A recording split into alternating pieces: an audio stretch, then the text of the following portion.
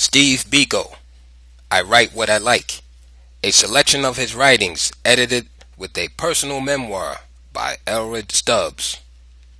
Copyright 1978. Preface. The time for a comprehensive biography of Steve Biko is not yet, but it is hoped that the production of a book containing a selection of his writings, together with a personal memoir, may be timely, that it may serve to inform those who all over the world know the name Biko only in the dreadful context of his death, a little more fully what manner of man he was. For this reason, nothing is said in depth about his death, crucial as this is in a final assessment of the man. I am acutely aware that the definitive writing on Steve can only come from one who writes from within his own tradition, historic, linguistic, and political. Unfortunately, at the moment, those who are so qualified are either in detention, banned, on Robben Island, or in exile. I can claim to have known him from the mid-1960s, and with a deepening intimacy, as the memoir indicates, from 1973 until his death. I am a priest of the Anglican Community of the Resurrection. Our headquarters is at Mirfield in Yorkshire. We have worked in South Africa since 1903. I was sent out in 1959 to join the staff of St. Peter's Theological College, Rosettenville, Johannesburg, of which I became principal in 1960. Forced by government legislation to close at Rosettenville in 1963, we took St. Peter's to form the Anglican Constituent College in the new Ecumenical Federal Theological Seminary at Alice, next to Fort Hare. I was expelled from the Republic in July 1977. The compilation of this book would have been impossible but for a generous grant from World University Service, an organization devoted, amongst other excellent aims, to the service of Steve's cause. Even then, because of my inability to enter South Africa, the material could not have been collected, but for the initiative, diligence, and skill of Mr. David Messenbring. He has also read through the manuscript of the memoir and made valuable criticisms. To them, I express my grateful thanks, as also to a sister who typed the manuscript of the memoir, and to the librarian and staff of the National University of Lesotho. Much of the material here gathered together was supplied from sources who do not wish for public acknowledgement, but I am nevertheless grateful for their cooperation. Thanks are due to the editors and publishers of the articles contained in chapters 11, 14, 18, and 19, and for permission to reproduce them. The royalties from this book will go to the Biko family, to be devoted by them to a project of which they know Steve would have approved. Elred Stubbs, C.R., Masit, Lesotho, 1978. Chapter 1. Introduction. Stephen Bantu Biko was born in King Williamstown, Cape Province, on 18 December 1946, the third child and second son of Mr. and Mrs. Zemgaye Biko. His father died when Stephen was 4. He received primary and secondary education locally before proceeding to Lovedale Institution, Alice. He did not stay long at that Bantu Education Department run school, however, and his formative higher schooling was received at the Roman Catholic Marian Hill in Natal. Matriculating at the end of 1965, he entered the medical school of the White University of Natal, non-European section, Durban, at the beginning of 1966.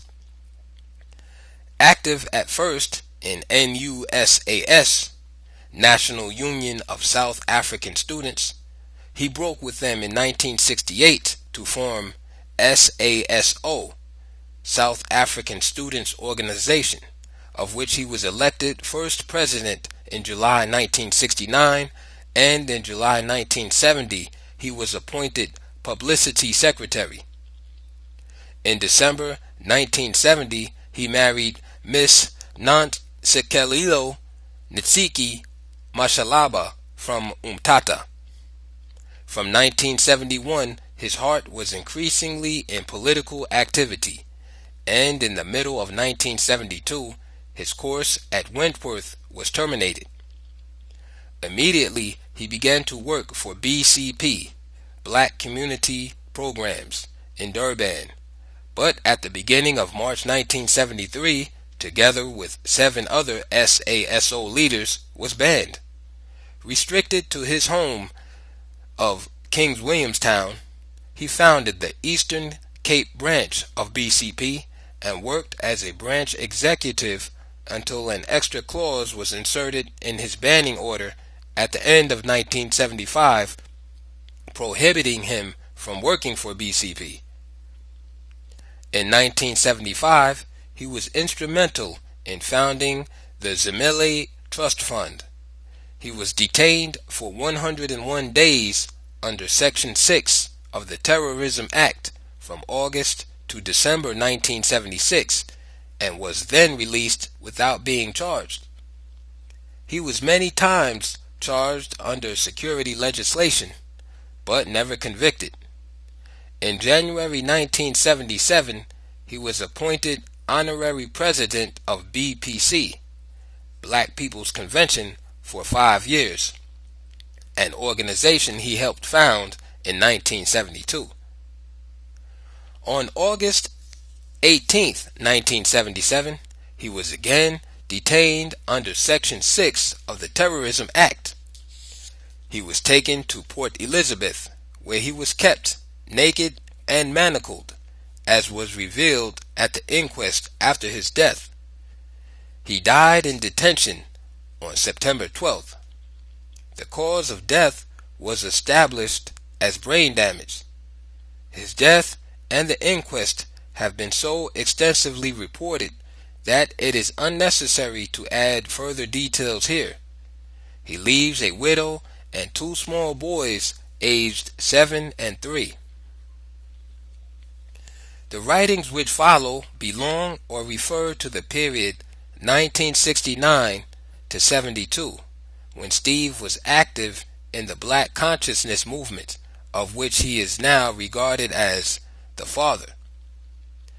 After his banning in March 1973, he could no longer travel, speak in public, or write for publication. It seems logical, therefore, to place these before the memoir, which deals mainly with the period after he was banned. The evidence at the BPC SASO trial in Pretoria was given in the first week of May 1976, but refers to events which took place during the earlier period. Thus, the book follows a chronological sequence as far as can be ascertained. Chapter 2: South African Students Organization, its role, its significance, and its future. In the early 1960s, there had been abortive attempts to found non-white student organizations. In 1961 and 1962, the African Students Association, ASA, and the African Students Union of South Africa, ASUSA, were established.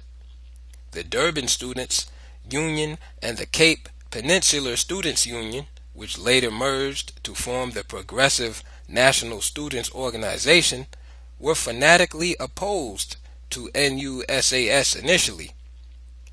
ASA and ASUSA were divided by ideological loyalties connected with ANC, African National Congress, and Pan-Africanist Congress, PAC. None of these organizations survived. NUSAS was by no means a spent force on the black campuses, but the fact that its own power base was on white campuses, WITS, the University of Witwatersrand, Rhodes, University of Cape Town, Natal, meant that it was virtually impossible for black students to attain leadership positions. Least of all could NUSAS speak for non-white campuses, though it often assumed that role. The formation of the University Christian Movement, UCM, in 1967 gave blacks a greater chance of coming together.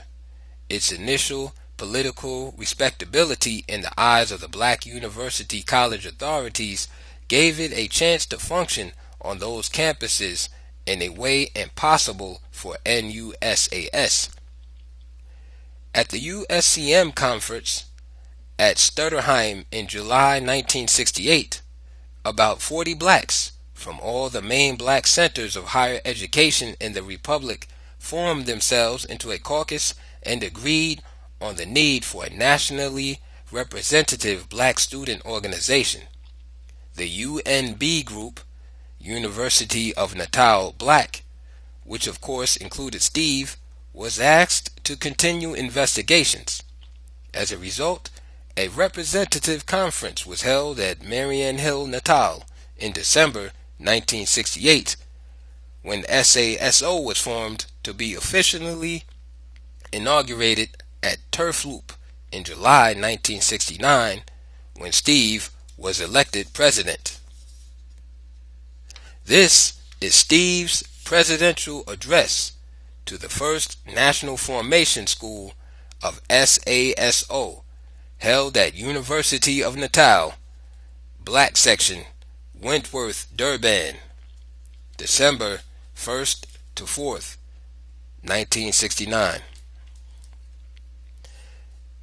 SASO, its role, its significance, and its future. Very few of the South African students' organizations have elicited as mixed a response on their establishment as SASO seems to have done. It would seem that only the middle-of-the-roaders have accepted SASO. Cries of shame were heard from the white students who have struggled for years to maintain interracial contact. From some of the black militants' point of view, SASO was far from the answer. It was still too amorphous to be of any real help. No one was sure of the real direction of SASO. Everybody expressed fears that SASO was a conformist organization. A few of the white students expressed fears that this was a sign to turn towards militancy. In the middle of it all was the SASO executive. Those people were called upon to make countless explanations on what this all was about. I am surprised that this had to be so. Not only was the move taken by the non-white students defensible, but it was a long overdue step. It seems sometimes that it is a crime for the non-white students to think for themselves. The idea of everything being done for the blacks is an old one, and all liberals take pride in it. But once the black students want to do things for themselves, suddenly they are regarded as becoming militant. Probably it would be of use at this stage to paraphrase the aims of SASO as an organization. These are: 1. To crystallize the needs and aspirations of the non-white students and to seek to make known their grievances. 2. Where possible, to put into effect programs designed to meet the needs of the non-white students and to act on a collective basis in an effort to solve some of the problems which beset the centers individually. 3. To heighten the degree of contact not only amongst the non-white students, but also amongst these and the rest of the South African student population to make the non-white students accepted on their own terms as an integral part of the South African student community. 4. To establish a solid identity among the non-white students and to ensure that these students are always treated with the dignity and respect they deserve. 5. To protect the interest of the member centers and to act as a pressure group on all institutions and organizations for the benefit of the non-white students. 6. To boost up the morale of the non-white students, to heighten their own confidence in themselves, and to contribute largely to the direction of thought taken by the various institutions on social, political, and other current topics. The above aims give in a nutshell the role of SASO as an organization. The fact that the whole ideology centers around non-white students as a group might make a few people to believe that the organization is racially inclined.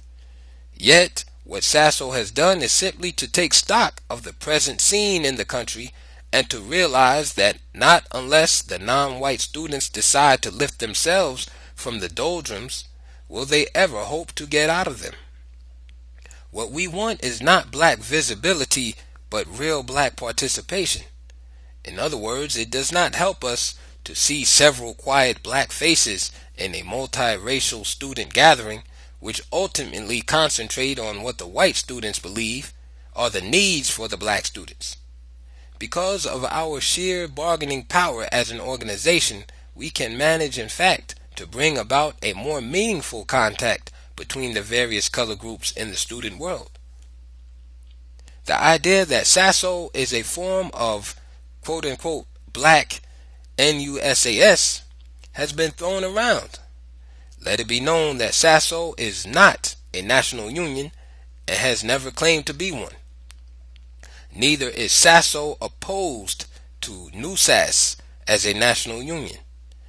SASO accepts the principle that in any one country at any time a national union must be open to all students in that country, and in our country NUSAS is the national union and SASO accepts her fully as such and offers no competition in that direction. What SASO objects to is the dichotomy between principle and practice so apparent among members of that organization. While very few would like to criticize NUSAS policy and principles as they appear on paper, one tends to get worried at all hypocrisy practiced by the members of that organization. This serves to make the non-white members feel unaccepted and insulted in many instances. One may also add that the mere numbers fail to reflect a true picture of the South African scene. There shall always be a white majority in the organization. This in itself does not matter except that where there is conflict of interest between the two color groups, the non-white always gets off the poorer. These are some of the problems SASO looks into. We would not like to see the black centers being forced out of NUSAS by a swing to the right.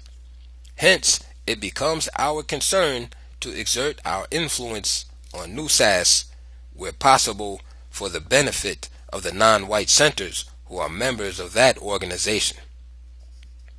Another popular question is why SASO does not affiliate to NUSAS. SASO has a specific role to play, and it has been set up as the custodian of non-white interest. It can best serve this purpose by maintaining only functional relationships with other student organizations, but not structural ones. It is true that one of the reasons why SASO was formed was that organizations like NUSAS were anathema at the university colleges. Footnote: the quote-unquote university colleges were the ethnic institutions established by the nationalist government, e.g., at Ngoye for the Zulus, Turfloop for the Tswanas, and Sotho, the takeover of the formerly non-ethnic Fort Hare, where many leaders of the independent African countries were educated, for the Hossas, Belleville for the Coloreds, and Durand-Westville for the Indian. Editor's note. End of footnote. However, our decision not to affiliate to NUSAS arises out of the consideration of our role as an organization, in that we do not want to develop any structural relationships that may later interfere with our effectiveness. SASO has met with a number of difficulties shortly after its inception. 1. There is the chronic problem of not having enough financial resources. It does seem that this is where most non-white organizations fail. However, we hope to clear out of this difficulty soon, and we shall in the process need lots of help from the stronger centers. 2. Traditional sectionalization still makes correspondence a very sluggish business with some centers. Most of the university colleges have a long history of isolation. Some of them have grabbed the chance to break free from their cocoons. A few still cling tenaciously to them. We have, for instance, been unable to get through to Belleville. We have difficulty in getting to a few other centers, but I am happy to see that most centers realize the exciting possibilities of this meaningful form of communication. We hope in time that we shall all be able to join in the happy community of those who share their problems. 3. The bogey of authority also seems a real problem. Understandably, lots of students are afraid that any involvement with anybody beyond their own university might attract unwarranted attention, not only from local, but also from national authority. However, one hopes that there will be more examples of those courageous few who built up the SRC at places like Turfloop to the point where it had a lot of bargaining power with the rector. 4. Non-acceptance by NUSAS sparked off lots of unwelcome problems. Too many centers accepting SASO became an automatic step towards withdrawing from NUSAS. Very few centers seem to be able to grasp the differences and focal points between the two organizations. 5. There has been considerable lack of support from the various SRCs for those involved in the organization. A lot of people, even from the affiliated centers, seem to regard themselves as observers. However, besides these problems, the executive has continued applying itself diligently towards setting a really solid foundation for the future. There is reason to believe that SASO will grow from strength to strength as more and more centers join. The future of SASO highly depends on a number of things. Personally, I believe that there will be a swing to the right on the white campuses. This will result in the death of NUSAS, or a change in that organization that will virtually exclude all non-whites. All sensible people will strive to delay the advent of that moment. I believe that SASO too should. But if the day when it shall come is inevitable, when it does come, SASO will shoulder the full responsibility of being the only student organization catering for the needs of the non-white students. And in all probability, SASO will be the only student organization still concerned about contact between various color groups. Lastly, I wish to call upon all student leaders at the non-white institutions to put their weight solidly behind SASO and to guarantee the continued existence of the organization, not only in name but also in effectiveness. This is a challenge to test the independence of the non-white student leaders, not only organizationally, but also ideologically.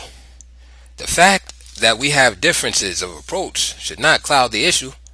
We have a responsibility not only to ourselves, but also to the society from which we spring.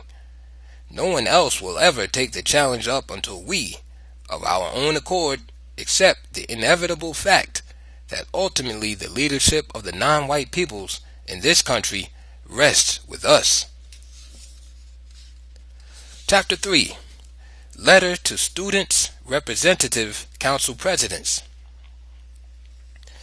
This chapter consists of a letter sent by Steve as president of SASO in February 1970 to the SRC, Students' Representative Council, presidents of English and Afrikaans Medium University, to national student and other, including overseas organizations. It gives the historical background and an authoritative rationale for the founding of SASO. The tone is conciliatory towards NUSAS, which is still recognized as, quote-unquote, the true national union of students in South Africa today. Steve was aware of the strength of opposition to a segregated body, particularly outside South Africa, which is where it was hoped that some of the money for the support of SASO would come from. It was necessary to present the positive purpose in the formation of SASO, which would make it clear that the quote-unquote withdrawal was only in order to regroup and be more effective in striving toward the common ultimate aim of both NUSAS and SASO, a non-racial egalitarian society. The historical background section displays Steve's strong sense of history and particularly of the continuity of African resistance to the various forms of white oppression. In reading this document, readers should remember that from his first arrival at medical school, Steve had taken a leading part in NUSAS activities and had been an outstandingly successful NUSAS local chairman. It could never be said of him that he turned to founding a rival organization because of his failure to quote-unquote make the grade in NUSAS. Also, it is remarkable, but entirely typical, that the implicit attack on NUSAS, which the founding of SASO involved, never led to a breach of the good personal relationships he continued to enjoy with the white NUSAS leaders.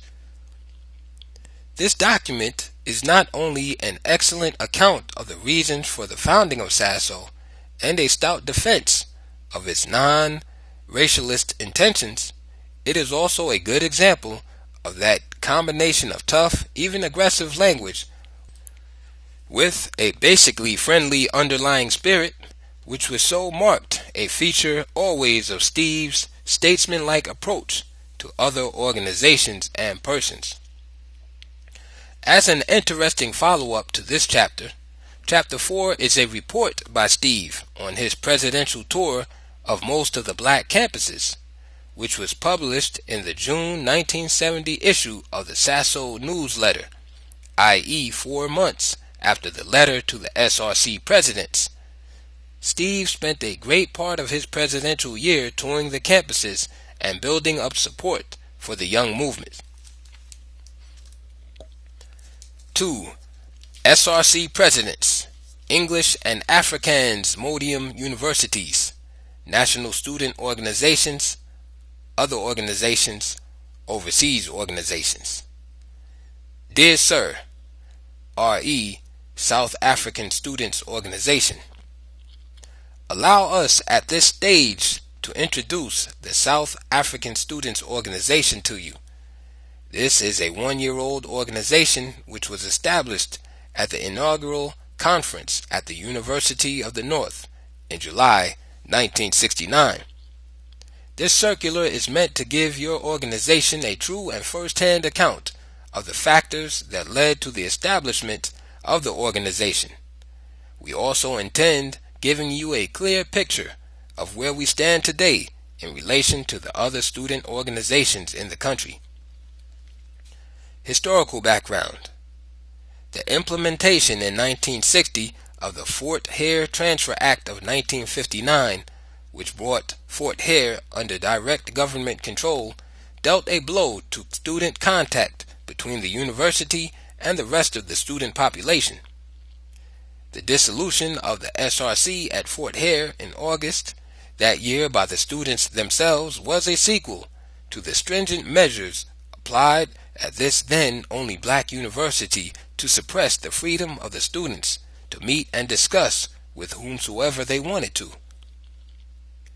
Even more contained were the sister universities that were established that same year, i.e., University College of the Western Cape for coloreds, University College of Zululand for Zulus, University College of the North for Sothos, University College of Durban for Indians.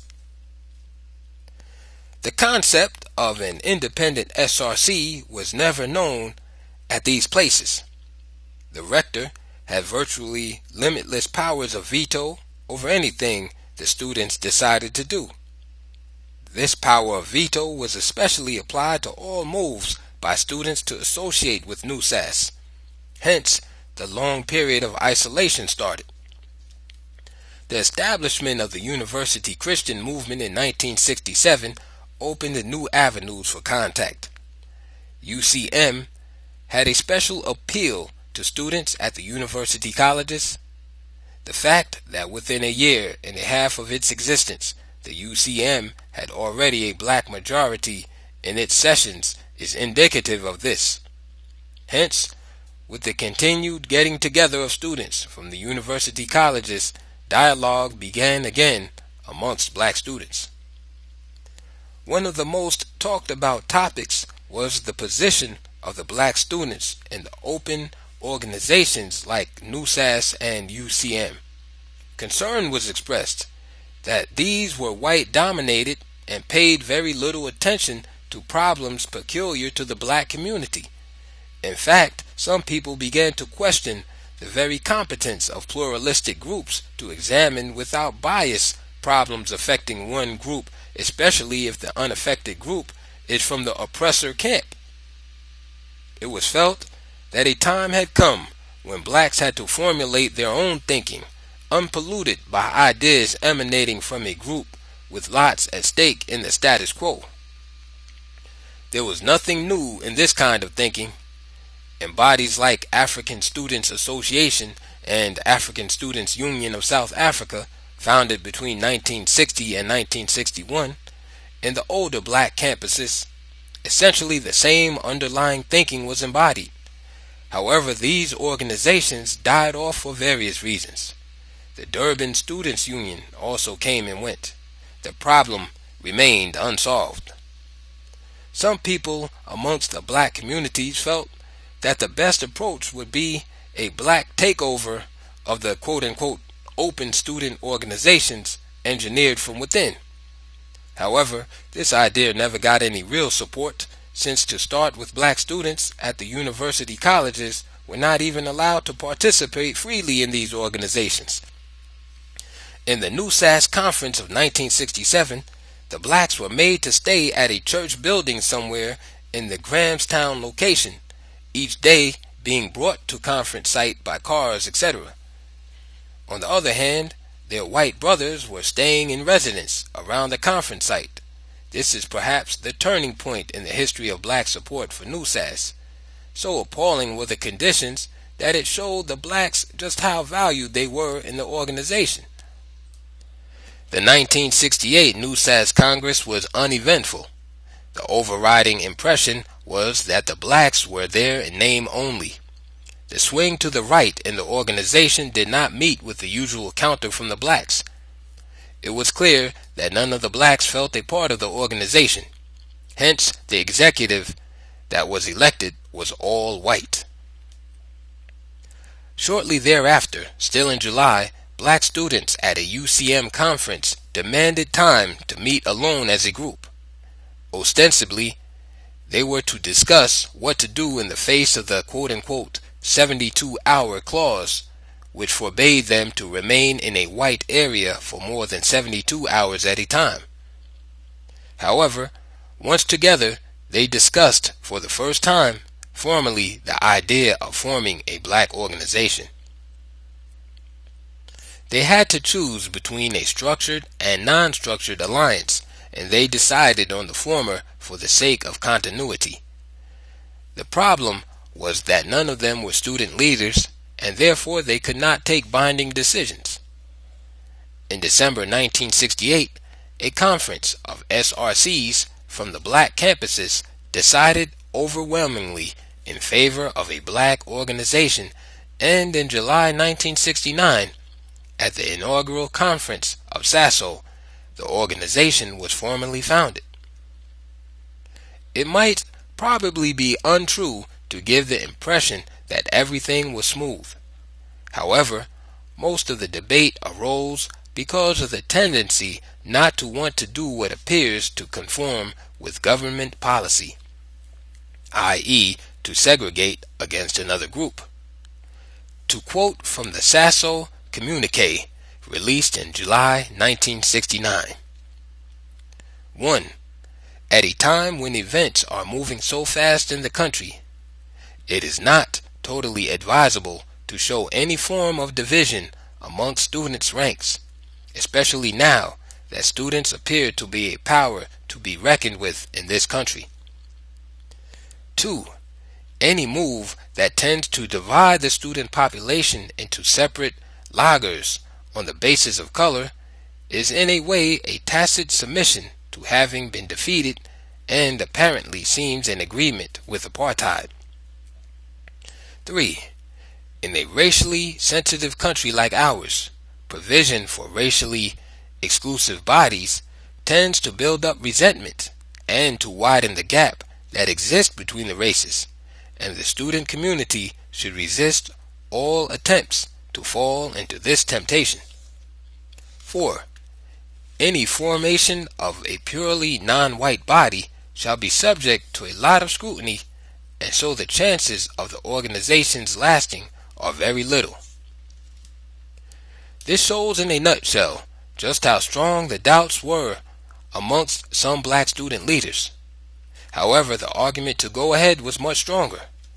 While, as a matter of principle, we would reject separation in a normal society, we have to take cognizance of the fact that ours is far from a normal society. It is difficult not to look at white society as a group of people bent on perpetuating the status quo. The situation is not made easier by the non-acceptance that black students have met with in all the so-called open organizations, both religious and secular. All suffer from the same fault, basically, of accepting as a fact that there shall be white leadership, and even worse, that they shall occupy themselves predominantly with problems affecting white society first. Another important point was that in the interest of preserving a farcical non-racial front, almost 80% of the black students were regarded as expendable.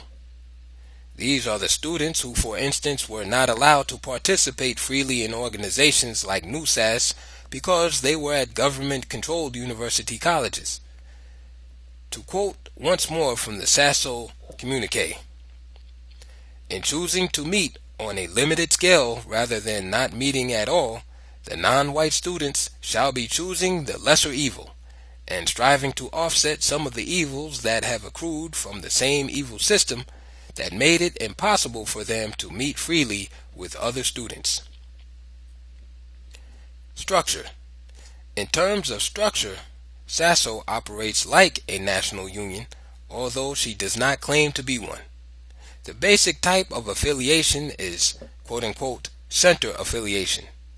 The SRCs are the power bases. They affiliate on behalf of their students. Where there is no SRC, we accept a majority student body decision as an automatic affiliation by that center. Individual membership is also catered for.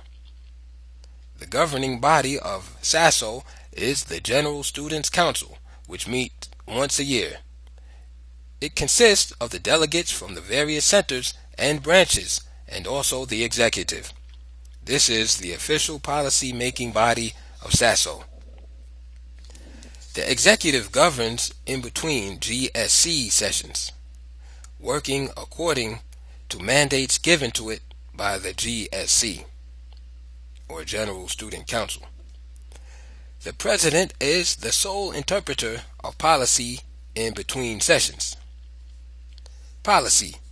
SASO has thus far taken policy only on a few topics, these mainly being student organization, our broad basis of operation, etc. A. NUSAS. 1. SASO recognizes NUSAS as the true national union of students in South Africa today. This is based on the paper policy of the organization. We offer no competition to NUSAS for black membership. 2. SASO criticizes the dichotomy between principle and practice found in the organization. We reject their basis of integration as being based on standards predominantly set by white society. It is more of what the white man expects the black man to do than the other way around. We feel we do not have to prove ourselves to anybody. 3. The fact that there are 27,000 white students and 3,000 black students in the organization is not complementary to black opinion being fairly listened to. 4. The commitment of white students to the principles of the organization is limited to very few individuals, and hence NUSAS credentials as a sincere and committed aspirant for change are wanting. B. ASB. This is the Afrikaans Studenbond, a culturally inclined organization operating predominantly at the Afrikaans medium universities. It lays stress on Calvinism and Afrikanerdom as criteria for membership. 1. We uphold the right of any group to want to perpetuate their culture via this sort of organization. 2. Where this promotion of a group culture implies cultivation of racist tendencies, then the quote-unquote right becomes a negative right, like the right to kill. 3. We tend to dismiss ASB as an incorrigible group with whom no worthwhile contact can be maintained. C.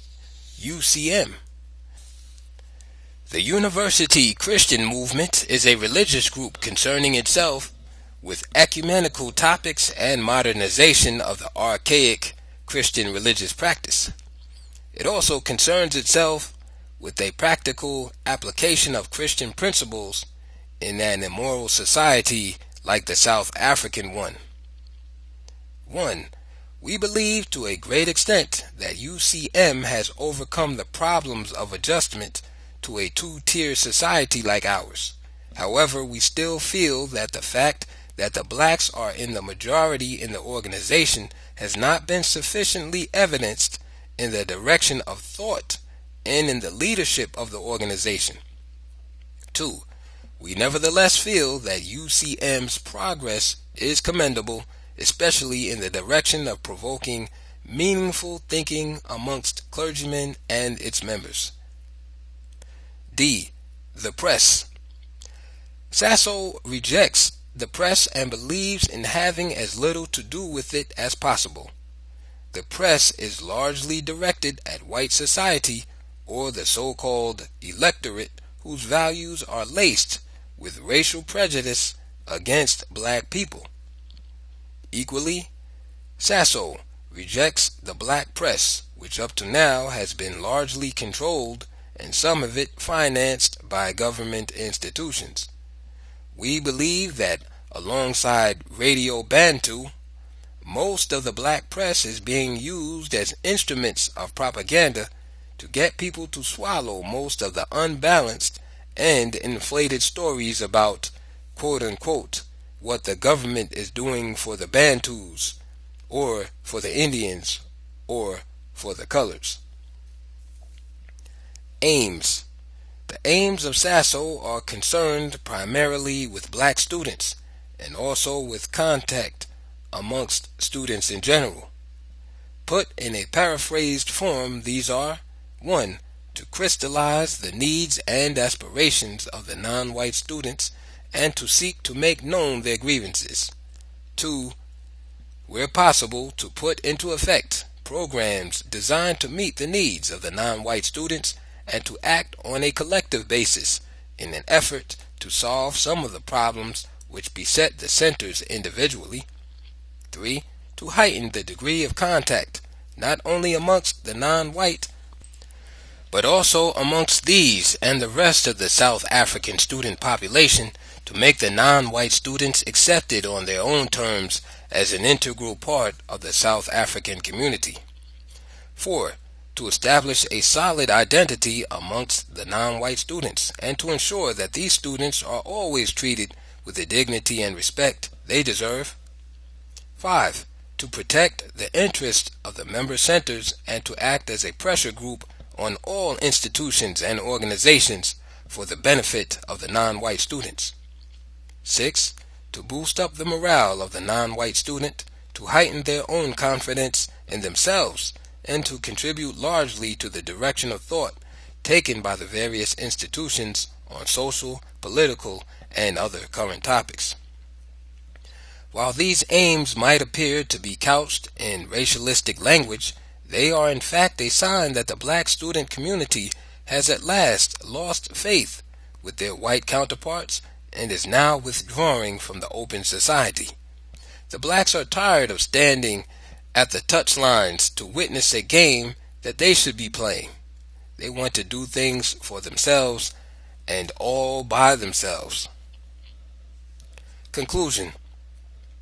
Too much caution has had to be taken at the beginning, and the progress has been slow. We have reached a stage now where our existence has become an accomplished fact, and our way of seeing things has been adopted by a substantial number on the black campuses. Our limited dialogue with NUSAS, which has been along lines of constructive criticism, has been interpreted deliberately by some groups, including officials of ASB, as a rejection of non-racialism as a political goal. Yet, while critics to the right of NUSAS might rejoice, one thing they have to keep in mind is that with all its shortcomings, NUSAS is still worth talking to. It is, on the other hand, we believe, a painful waste of time to engage in any dialogue with racially bigoted organizations like the ASB. Hence, some people at the last SASO conference felt that this organization, quote-unquote, should be left alone to their small world of isolation, whose boundaries are the four wheels of an Osewa. Footnote: a wagon. End of footnote. SASO adopts the principle that blacks should work themselves into a powerful group so as to go forth and stake their rightful claim in the open society, rather than to exercise the power in some obscure part of the Kalahari. Hence, this belies the belief that our withdrawal is an end in itself. Steve Biko, President. Chapter 4. Black Campuses and Current Feelings. The article that follows below is a brief summary of observations I made during the tour of most of the black campuses. It is based on discussions at student body meetings, SRC meetings, and with small groups of individuals outside local leadership circles. Slowly at first and quite fast of late, the black student community is casting aside the old approach toward solving its problems. A definite spirit of independence and an awareness of ourselves as a group with potential strength is beginning to manifest itself in many ways. On many an occasion, I found the various campuses not only ready to support, but also eager to join in directing the thinking of Sasso. It was generally agreed that at this stage of our history, the most logical step is to follow the directive given by Sasso, i.e., that of concentrating on ourselves as a group and amalgamating our forces. One striking feature is the steep decline in the intensity of the quote-unquote morality argument. Some time ago, quite a lot of people used to be violently opposed to segregation, even when practiced by blacks against whites. Of late, people of this persuasion are beginning to see the logic of rejecting the so-called bilateral approach. The idea that blacks and whites can participate as equal partners in an open organization is being questioned, even by the most ardent black supporters of non-racialism. These people realize now that a lot of time and strength is wasted in maintaining artificial and token non-racialism at student level. Artificial not in the sense that it is natural to segregate, but rather because even those involved in it have certain prejudices that they cannot get rid of and are therefore basically dishonest to themselves, to their black counterparts, and to the community of black people who are called upon to have faith in such people. Another noticeable feature is that most of the students, while very sure of what they did not like in it, and who were quite harsh in their criticism of the old approach, yet lacked a depth of insight into what can be done. One found, wherever he went, the question being asked repeatedly, quote-unquote, "Where do we go from here?" This again is a tragic result of the old approach, where the blacks were made to fit into a pattern largely and often wholly determined by white students. Hence, our originality and imagination have been dulled to the point where it takes a supreme effort to act logically, even in order to follow one's beliefs and convictions. A third and also important observation was the eagerness of the students to wish to relate whatever is done to their situation in the community. There is growing awareness of the role the black students may be called upon to play in the emancipation of their community. The students realize that the isolation of the black intelligentsia from the rest of the black society is a disadvantage to black people as a whole. When everything is said and done, one must express pleasant surprise at the quality of leadership on the various campuses. The history of most of the black campuses is marred with restrictions and intimidations.